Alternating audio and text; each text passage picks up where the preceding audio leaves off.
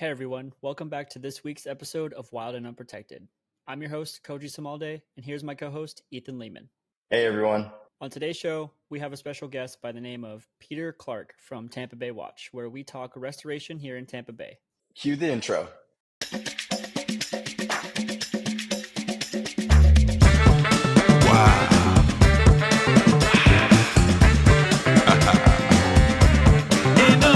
I'm an elephant, I'm a sexy duck. Wanna get in one, I'm a rhino, I'm a hornet toad. Netherlands to Borneo. You know, there's always the classic just toss them overboard when you're sitting having lunch or, just anything of that. The classic. We actually were joking about setting up an OnlyFins account. Here's to us all swimming through the shit and making more sense of it. Wild and unprotected. Planet Earth, we can't neglect it. Nature sexy. We need this place, so please respect it. Hey everyone, welcome back to Wild and Unprotected. On today's show, we have a special guest by the name of Peter Clark. He is the president and founder of Tampa Bay Watch, right here in my very own backyard. Peter, welcome to the show. Thank you, Koji. Really looking forward to it today. Happy to have you on the show, Peter. Thank you. Just jumping into it, let's go ahead and give the audience a little bit about what you do and who you are, Peter. You bet. I am the president and the founder of Tampa Bay Watch. We're an environmental nonprofit program that work on the Tampa Bay estuary here. And what we do is we get community volunteers and a lot of kids involved with the hands-on restoration of Tampa Bay. So we're a group of scientists that organizes restoration projects around the bay, and then we invite different community groups to come out and actually do the work itself.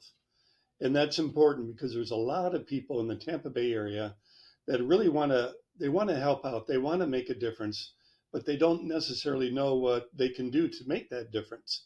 So we provide that conduit by organizing the project. And upwards of 8,000 to 10,000 community volunteers a year help us with our coastal restoration projects. That's amazing. You talked about this effort being kind of a coordinated joint effort between scientists. Obviously, you have to get that group together, but it started with you. So let's talk about your early career and what you had done before Tampa Bay Watch, so we can have a better understanding of why Tampa Bay Watch became a thing. And it's kind of a fun story looking back over 40 years now, but I used to work for the government. I worked for the Tampa Bay Regional Planning Council and headed up a group called the Agency on Bay Management. And this was a great group. It brought together all the people that were involved with the bay, whether it was commercial fishing, port authorities, other nonprofits, local governments, and tossed the problems of the bay into the group.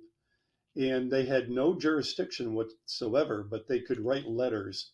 And because of that, they were able to make significant change in legislation that really helped to bring on water quality in the bay. But when I was working for the Agency on Bay Management, I wore a suit and tie every day, carried a briefcase. And more, I started to do projects after work and on the weekends with fishing groups and scout troops. And these projects were designed to create habitat in the bay. And it was quickly apparent that there was a real need within the Tampa Bay community to do these kind of projects. So when my wife was pregnant with our first son, I left my government job and set up a desk in our house and started the Tampa Bay Watch nonprofit off. And it's been growing a little bit each and every year. This is the year that we celebrate our 30-year anniversary. Wow, that's incredible. Congratulations on 30 years. I'm sure that it has felt like it's flown by for you, but in those 30 years, I know this is probably a question that is a definite yes, but do you feel like you've left to do something more meaningful? And left corporate America to do something more meaningful? Absolutely. At my last job, it gave me a tremendous amount of experience, and it also helped to introduce me to the people that were making a difference around Tampa Bay. And that provided the foundation that we were able to create the nonprofit and have have had the significant growth that we've had. But writing reports was very interesting, and it helped provide the science for the bay. But my real heart was getting out to do actual projects and being able to move dirt, plant salt marsh, build oyster bars, really see the difference in Tampa Bay each and every day was really where my passion lies. And it was also very apparent that that's what the community wanted to do too. We had a lot of media back in the early 1990s that talked about the problems of the Bay, and that helped to mobilize people. In the Tampa Bay Watch has really stepped into a void by being able to create these projects and getting the people involved with restoring the bay. And very early on, we realized that if we wanted to do these projects during the week, we needed we needed to start reaching out into area schools. So quite early, we started to network with the schools to grow salt marsh grasses for coastal restoration projects.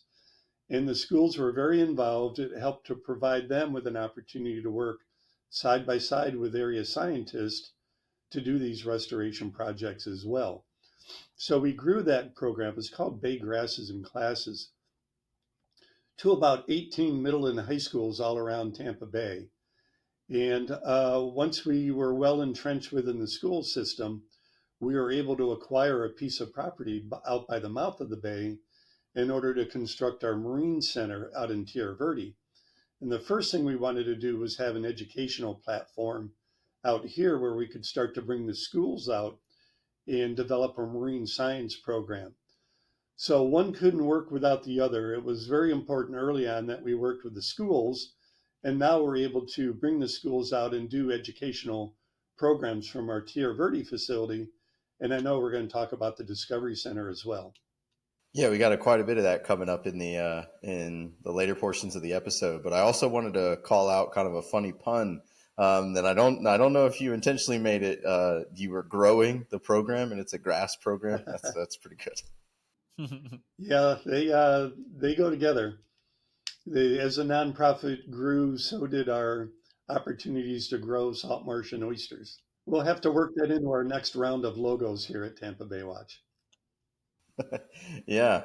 Logo reformation is always a fun process. You get to be super creative. So can't wait to see that.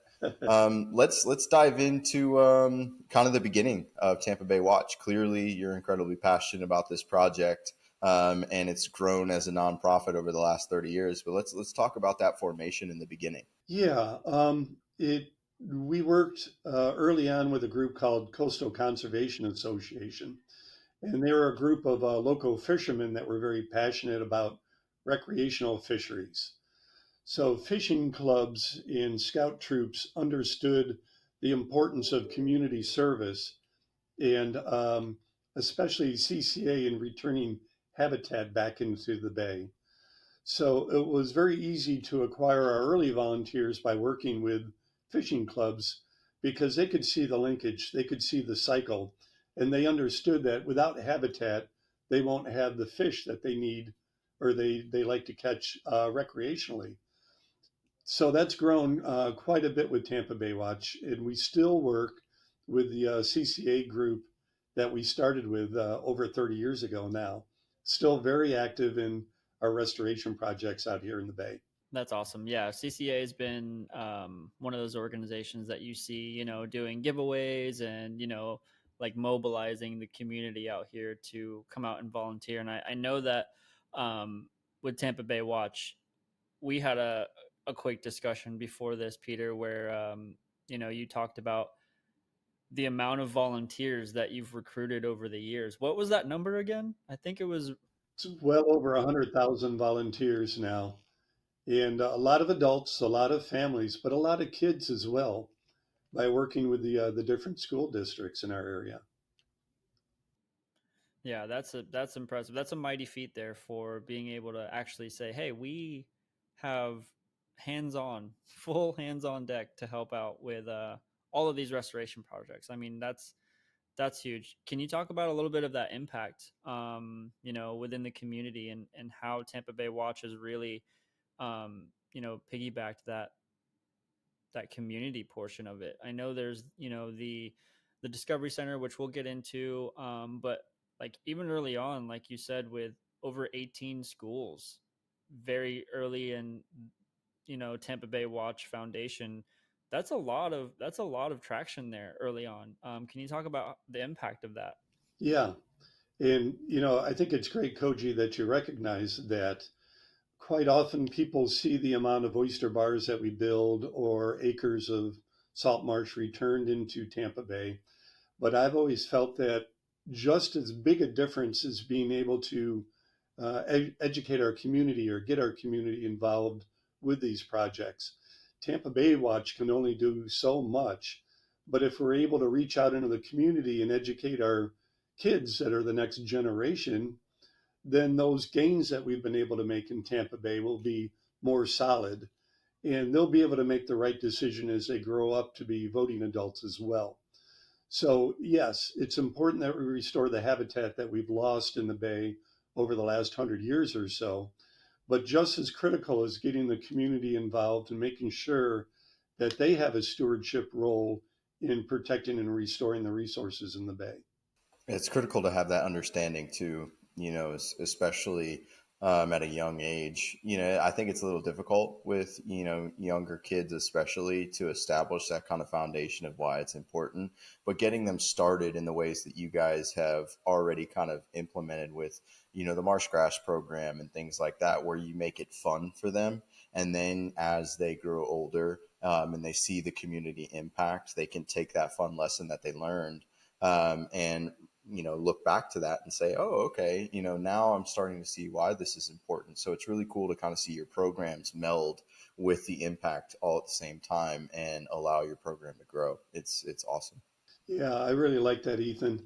And just to take it one step further with our education programs out here in Tierra Verde and the Discovery Center, more than half the school field trips that come here are with Title I schools. So a lot of these kids haven't been out on a boat before, and they haven't even been to the beach before as well. They literally live within a 6 block area around their house.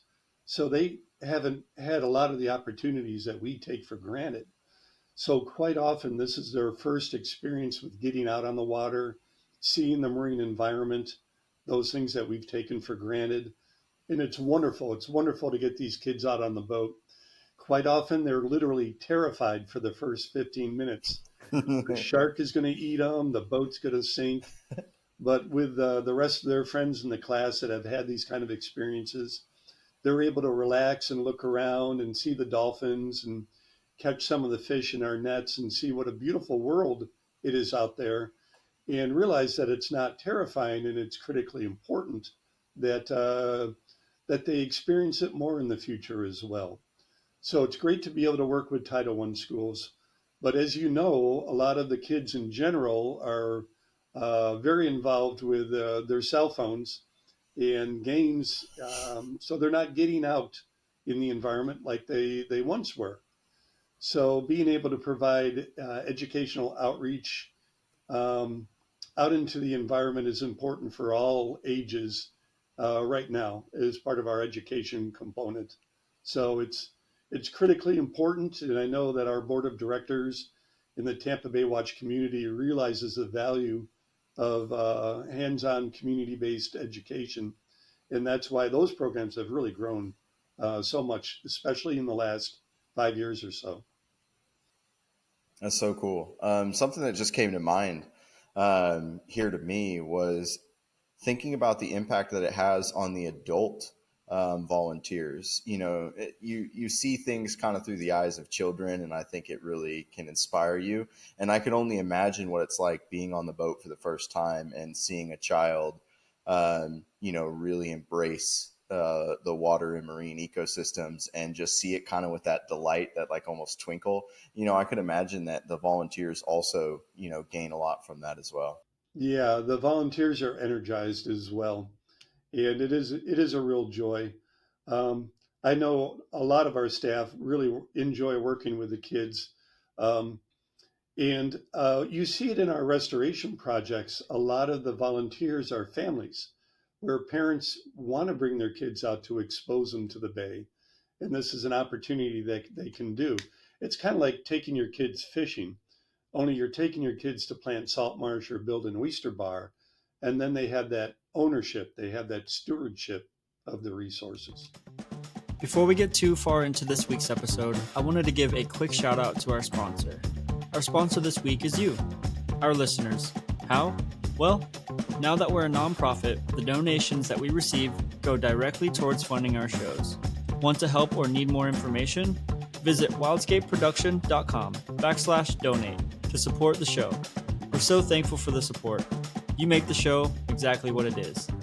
Right on. Yeah, that's one of many ways to do it. I mean, we're, as you know, before we hit record on the show, I was telling you that myself and Brian on our team, we went and this is a great time to segue into the Discovery Center. We went to the Tampa Bay Watch Discovery Center right here on the St. Petersburg Pier. And, part of me felt like a child, going and experiencing what you guys have, what the organization has built on the pier. One thing that I got to experience firsthand was, kind of piggybacking what you said, bringing the youth onto boats and out onto the water and showing them firsthand, the ecosystem that you're aiming to protect and the ecosystems. But for those out there that don't have access to that, or, maybe your schedules aren't lining up, just right here on the St. Pete Pier, you can go see a fraction of that, and go look at some of the things that Tampa Bay Watch has in the Discovery Center. And my experience too was seeing kids run through there with their parents, like super excited to go touch a sea urchin in the petting tank, and go see the snakes of the estuary. Uh, those were new too. I mean, the banner on the front of the windows looks incredible. It and that's the slogan, is snakes of the estuary. I thought that was really interesting. But yeah, can you dive in a little bit about the Discovery Center and the intentions behind putting it together? And also, I'm curious, how did you score getting it on the pier? Yeah.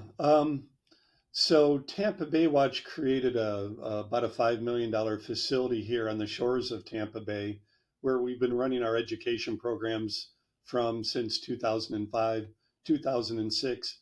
And as you can tell, it's become very, very popular. Just about every single day available in the school year has a field trip coming out.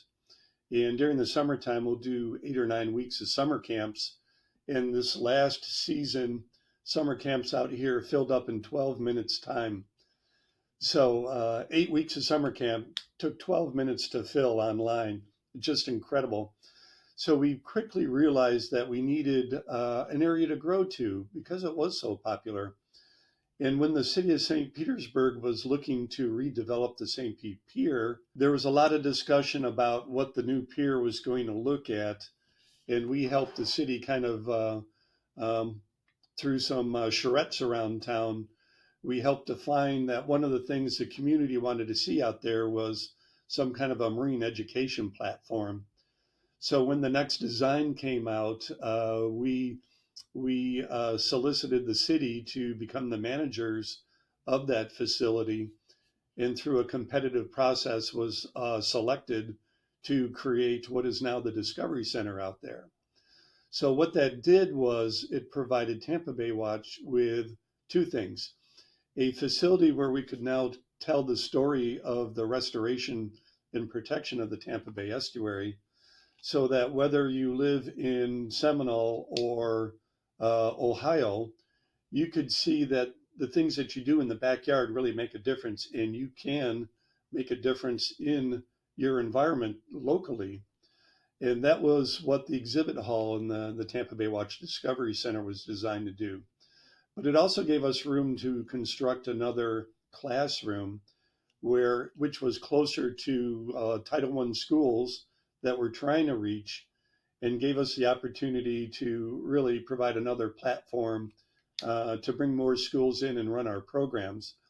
As part of the Discovery Center, we have a eco vessel in downtown St. Petersburg, and that's set up to take kids out on the bay in the morning, and then it provides eco tours in the afternoon for the public to come out and pull some nets through the seagrass beds in the bay, or go around and visit the bird islands at Coffee Pod or Little Bayou around the bay.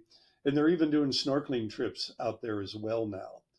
So there's a lot of different platforms that really help to grow the Tampa Bay Watch organization. And I had mentioned earlier that for many, many years, we just, kept our heads down. We drove our pickup trucks and Carolina skiffs, and we were involved with truly the restoration projects around the bay. And not a lot of people heard about us. So we had often heard that we were the best nonprofit that nobody heard of. So by creating the facilities on the St. Pete Pier, it gives us that chance to showcase to the public and to tourists in our area what we've been able to do here in Tampa Bay. And it's really helped to provide that opportunity to the community for Tampa Bay Watch. Wow, you said it. I couldn't have explained it better. Yeah, that's incredible. I think, just experiencing having a conversation with you, a little less than a month ago about Tampa Bay Watch, and then going and experiencing the Discovery Center myself, and then also just being an outdoorsman and being on the water, my day in and day out. It's so crucial to see the environment that we aim to protect with your own two eyes. And so having, these eco tours, these snorkel trips, and an opportunity to go and experience that for yourselves is so much more than, sitting on the couch and watching something about it. It's like you said earlier, mobilizing the community and the youth to experience it firsthand, because even though it's in our backyard, not many people know, not many people know. And I think that's our efforts here with Wildscape, is to help showcase organizations like Tampa Bay Watch, so they're not the best unknown, nonprofit. We definitely want to be able to help push you into the light. And with that being said, I think it goes hand in hand with, your nomination of Tampa Bay into the EPA's National Estuary Program. Can you kind of tell the public what that means, and what kind of award, and the work that has gone into that? So that was done when I worked for the Agency on Bay Management, right before Tampa Bay Watch got started. But the EPA created a national program to help energize local estuaries and for them to create long-term management plans. And at the time, I think there were 7 or 8 estuaries around the country, including Sarasota Bay. And we made the case to EPA that we already had an organization that was working on the long-term management of Tampa Bay. So it wouldn't take as much effort or money to get us down the pipeline if Tampa Bay was included in the estuary program. And not only that, but Congressman Bill Young at the time put money into EPA's budget to get Tampa Bay included in the National Estuary Program. So I believe it was about 1990, EPA agreed, of course they had the money by then, and included Tampa Bay in the National Estuary Program. So now we have Tampa Bay Watch, which is an environmental nonprofit. We have the Tampa Bay Regional Planning Council Agency on Bay Management, which is a regional body that works to bring people together to discuss the issues in Tampa Bay. And we have the Tampa Bay Estuary Program, which is a federal umbrella on a national scale, but has a local Tampa Bay Estuary Program office that's charged with the long-term management of the bay. And they also help to focus restoration dollars in the bay. And when I say restoration, that's more than just habitat. That includes water quality funding, circulation, other types of research needs that we have in the bay. So we part of our success is that we all have been working together for a long, long time.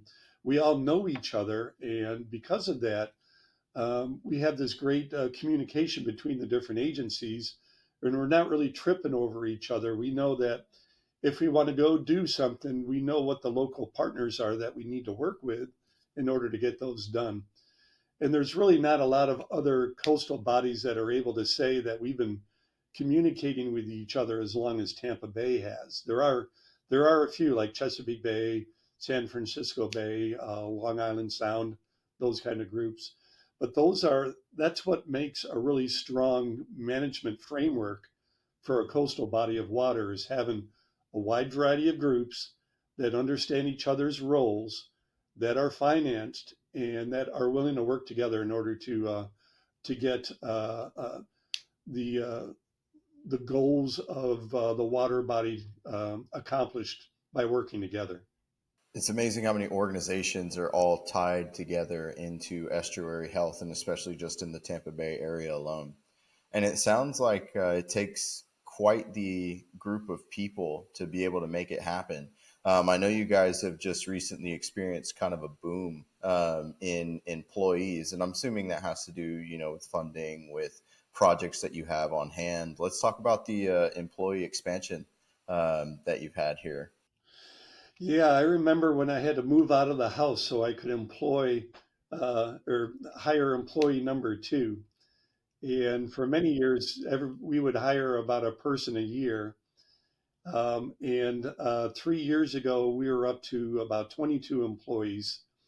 And with the opening of the Discovery Center and the launching of our eco vessel in downtown St. Petersburg, plus we're also starting to do a lot of educational outreach with a van, so that schools that may not be able to come to one of our two facilities, we have an outreach vehicle that can go out to them and run programs. So literally in the last 3 years, we've gone from about 22 employees to 62 employees to be able to accommodate that level of growth that we've had. The pandemic was an incredible time. We opened the Discovery Center right in the middle of the pandemic, the very first year. And, of course, that hurt our numbers, but it also gave us the opportunity to really kind of focus in on what our program needs were at the time, and being able to ramp up a lot of the other new programs as well, so that when we were able to get out of the COVID pipeline, we were ready and able in order to accommodate people that were coming out of their houses and finally starting to get back to life again. So 62 is certainly a tremendous amount, but that really helps to give us the capacity to do what we need to do here in Tampa Bay. Yeah, expanding a team isn't easy. And on top of that, expanding it during a pandemic, along with opening a Discovery Center, that's phenomenal. First of all, props to you guys for being able to do that. And it's seemingly, being done the right way. And then secondly, what's kind of cool about, the pandemic, as much as you can say that without, upsetting people, because I think there were, things that came to light during the pandemic that were very beneficial to people, but allowing for the Discovery Channel, my gosh, um, the Discovery Center, to have that time to kind of prepare and understand almost like its place in the pier, and you guys have a full understanding of how it would operate during that first year of COVID, I think is almost a benefit for scaling purposes, because now I haven't had the time or the chance to be able to go there. I think that'll happen relatively soon. But it seems like it's been a pretty successful venture for you guys, not only, from a local impact standpoint, but also from a knowledge standpoint. People are starting to really get to know you. Yeah, very true. And it's wonderful to have a facility where, if we're talking to people about what's going on in Tampa Bay, we can bring them down to Discovery Center and walk through a historical perspective on the spin browser of where we were in the late 1800s to where we are now. We can see things like the wave of plastic that Koji talked about, that has 5,000 water bottles, which is literally 1 second of the United States water bottle use on average in a single second of time. It's incredible. Two other things like live animals in the touch tank and the snake exhibit, and we're also working on new and improved exhibits that like the living shorelines that kind of showcase some of our different restoration projects as well.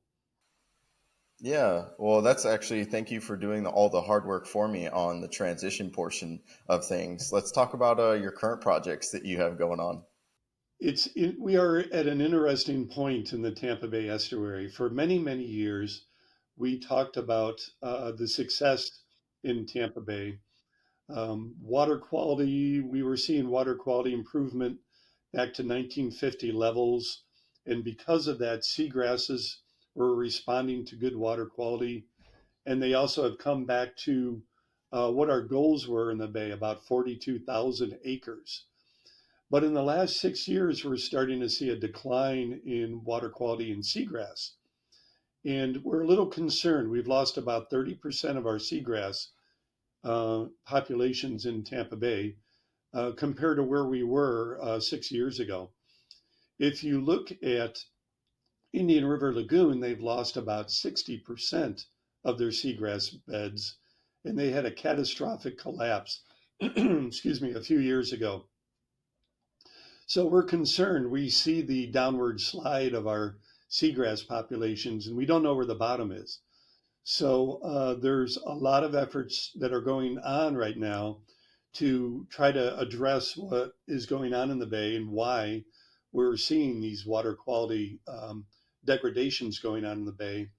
And then Tampa Bay internally, we need to look at what our programs are and how we're implementing them and see what we need to do in order to get back on track in the bay. So historically, excuse me, historically we've done these community-based projects with our community groups and kids, but in the future we may need to look at larger scale projects that are done with engineers and heavy equipment in order to create larger habitat efforts because scale is everything, size matters. The size of your oyster beds help to drive water quality in the bay. So we do need to scale up. So we're looking at other places in the bay where we're able to do that. And we're also working with a lot of the different local governments in order to design the next phase of these projects. Yeah, that's interesting that you mentioned the scalability of, starting out small with something like a vertical oyster garden, which if you go to the Tampa Bay Discovery Center, you can see you can bring your own vertical oyster garden home. But no, starting off with something that, is something that you can bring home and do yourself and hang off your own dock to, like you said, getting bigger organizations involved and raising the funding to be able to say, hey, we need to put in a few acres of oyster beds. When it comes down to that scale of a project, I'm sure, it takes so much more moving parts. And I'm so unfamiliar with, you know, the start and the finish of that project. What does it usually look like for you to? I know it's not just Tampa Bay Watch that's saying, "Hey, we want to build an oyster reef here or start an oyster reef here." Are there other organizations that help out? And what does it look like to get that project started and funded? Yeah, I'll tell you two different examples. One of our wonderful partners is National Audubon Society, and they manage a lot of islands around Tampa Bay for birds and other wildlife. They've experienced a lot of erosion on these islands, and historically they'll come to Tampa Bay Watch and ask us to help stabilize the bird islands. So what we'll do is we'll go out and do an ecological survey and see how we can build in these living shorelines around these Audubon islands. And what we've learned to do is we don't just plant salt marsh or we don't just build an oyster bar. We've learned that we have to create these different zones around the island that look like very much that Mother Nature would want to do so that we can create these living shorelines. Out in front, if there's a high erosion, we'll put in these oyster reef balls. These are marine friendly concrete domes that stand up about 18 inches off the bottom. And when you put them in rows about 5 wide across the front of an area, they're very, very good at tripping these waves before they come ashore. And the added benefit of the domes is that they grow oysters on top of them so that they are out there filtering the water. So it provides a little bit of a breakwater, but it's also a natural filter. And then behind the reef balls, we build our oyster shell bars, which are made out of oyster shell mesh bags that we lay along the bottom, and the oysters grow on top of them. And after a couple of years, they look like a very, very natural oyster bar out in the bay. And then behind that, we'll plant salt marsh. So it's literally different steps of resources that we build in order to protect those islands in the long term. And by doing that, it stabilizes the island so that Audubon can have their wildlife and bird nesting islands that they need out in the bay. So we've been doing that for decades out in the bay with Audubon as one partner. You know, the city of St. Petersburg just recently brought us to one of their parks and showed us some of the erosion that was going on at Lassing Park. And we created the same type of scenario where it was reef balls out in front, shell bars in the middle, and then salt marsh behind that. It's about 900 oyster domes or reef balls, I'm sorry, in the front side. I think about 100 tons of oyster shell, and then tens of thousands of salt marsh that we plant behind it. And that'll stabilize the park so the park no longer has to maintain that eroding shoreline. It helps to create more parkland by stabilizing it for the local residents. Plus, it provides an natural environmental filter and habitat conditions back into the Tampa Bay estuary. So that's what we do. We work with our partners quite often, local governments or other nonprofits will identify a need, and then we'll use our professional staff to go out and document and determine what type of natural solution we can create along that shoreline. It's just a lot of good things happening with one project. You know, like you said, it's not just creating, breakwater and oyster, a place for oysters to grow, but it's also thinking about the salt marsh behind it and filtering water. You're literally killing like 10 birds with one stone. Yeah. And on top of that, you're educating the volunteers that help out. Right.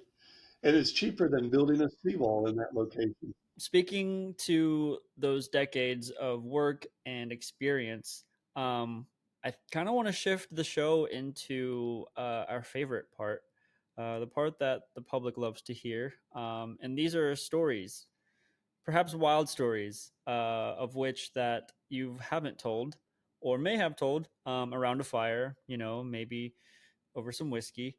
What are some things out here that you've experienced, whether it be on a project, research, anything that is just so outlandish or not, that you'd like to share? So I knew this was coming up, and I bounced a couple ideas off my wife this morning to see what would float. And she says, whatever you do, don't tell your shark stories. So Oh, well, now we got to hear the shark stories. she didn't want me to scare too many volunteers away. So I thought what I'd do is tell you one of my alligator stories, and we'll go from there. Oh, even better. There was this area up in Feather Sound, and anybody that's familiar with the Feather Sound golf course is also knows that they can grow some really big alligators up there. I have seen multiple 12-footers, if not bigger, big logs laying on the side of some of the golf course areas in spoil mounds back there. So we were looking at a restoration project with Pinellas County and others one day.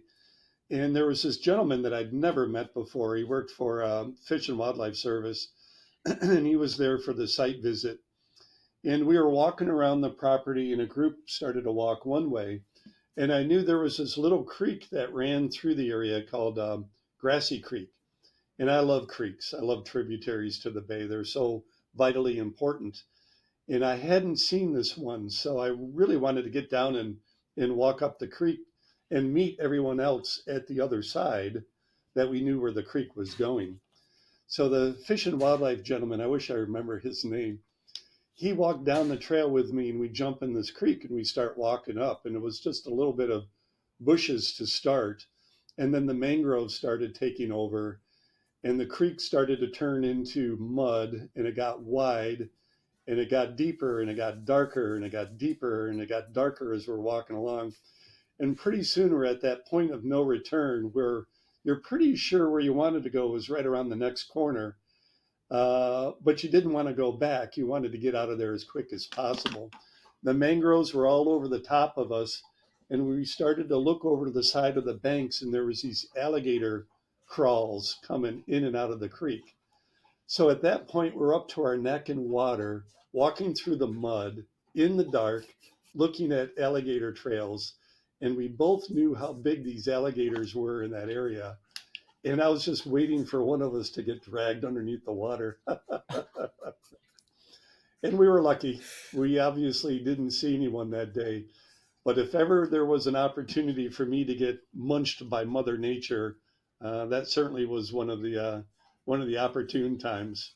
That's called neck deep in the mud. Munched by an alligator.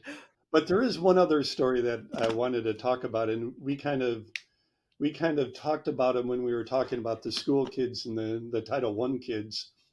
And this was a group of high school kids that were helping us out building Oyster Bar in Hillsborough County one day.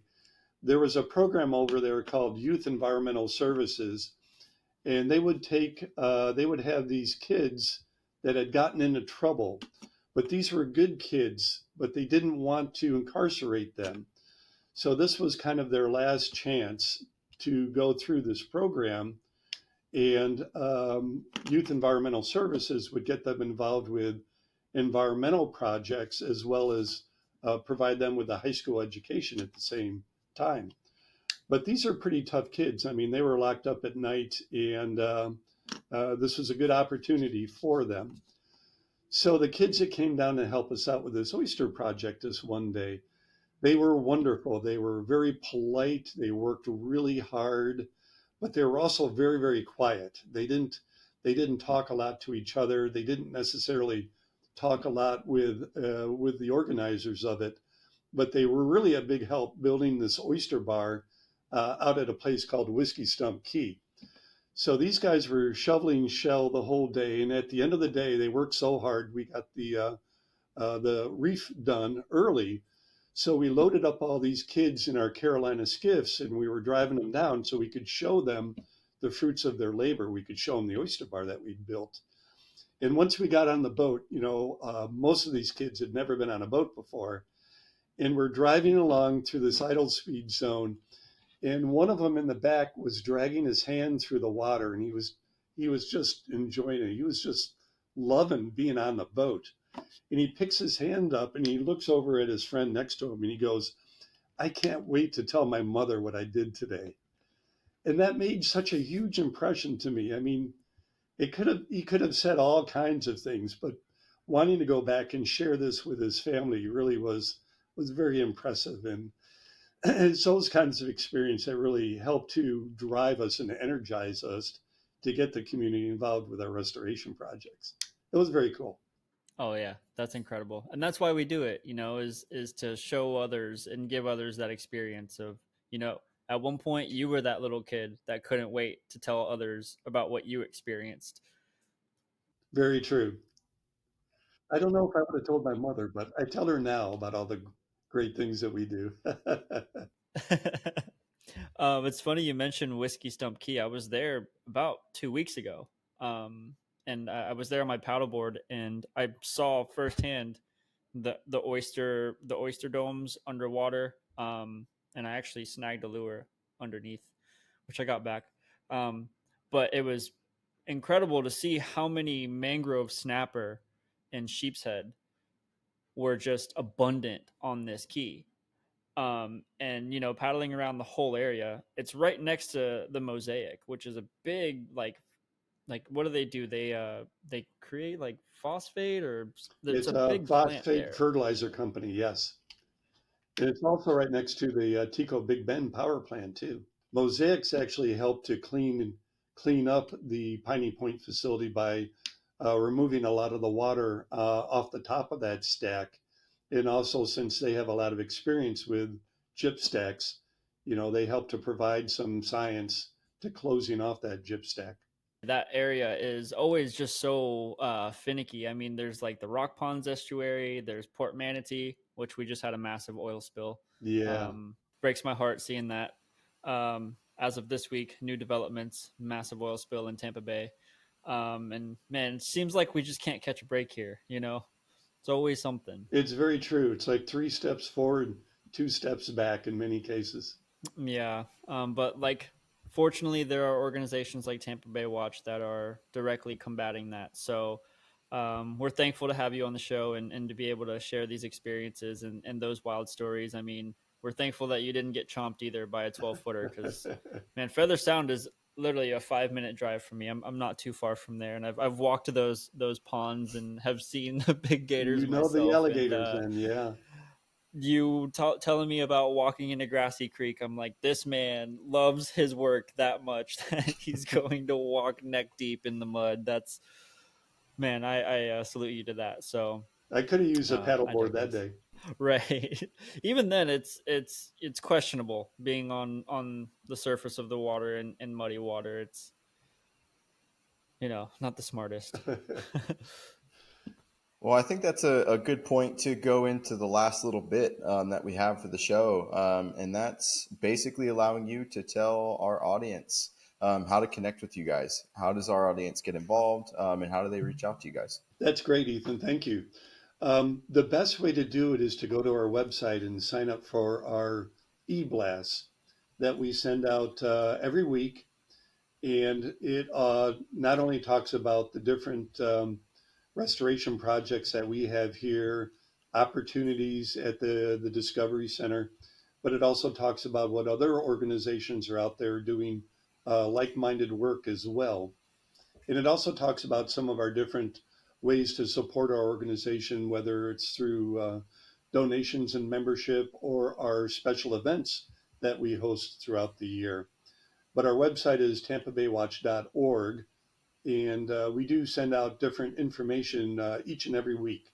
So that's a great way to stay in touch with not only what Tampa Bay Watch is doing, but other organizations as well in our region. And please come out, volunteer for Tampa Bay Watch. We talk a lot about our salt marsh and our oyster works, but there's a lot of different things that people can do to participate and take a hands-on role in the bay. They can volunteer at the Discovery Center and be one of our docents down there. They can help protect the bird colonies by removing monofilament fishing line or collecting fishing line from our collection containers that we have at fishing piers and things like that. We do the Great Bay Scallop Search each and every year, which is very, very popular. Koji mentioned about our vertical oyster gardens. Um, People want our oyster domes, but they don't want to get a permit to install them. So what we do is we designed our vertical oyster gardens for people to hang off the dock, and these grow oysters, and they provide a certain amount of water quality and habitat benefit to the bay. And you don't need a permit for them, and they're free, and we give them away. And our volunteers build them so that we can give them away for free. So that's another great opportunity. And I think once you go to the website, you'll see such a wide variety. You may not want to pour concrete, but you may want to protect the bird colonies. And we do all those different kind of wide variety of different activities. Truly, our volunteers are the lifeblood of our organization. Speaking of volunteers, you will see a few of the Wildscape team members at a few of these volunteer opportunities throughout the rest of the year. I know there's one right Sign around the them up. corner on September 16th, the International Coastal Cleanup, which we'll see you guys at if you're out there. Sounds great. Look forward to it. Amazing. Well, Peter, today has been an incredible show. It's been a fun episode. It's been really refreshing to dive into you and your history and the background of Tampa Bay Watch and all of the intentions moving forward. So thank you for sharing all of this information. And if there's anything else you want to say to the audience out there, feel free to. But if not, then that's it for the show. Well, thank you. No, I do appreciate the opportunity. And again, people want to help out. They truly want to do the right thing and they want to get involved. And there are a lot of wonderful programs just like Tampa Bay Watch. And if it's not us, it's somebody else in your community. And we need your help. We can't do it without you. So I appreciate the opportunity, Koji and Ethan, to come on your podcast today, talk about the Tampa Bay Watch program, and hopefully get some more people involved with restoring and protecting the Bay every day. That's awesome. We're so happy to have you, Peter. Thank you.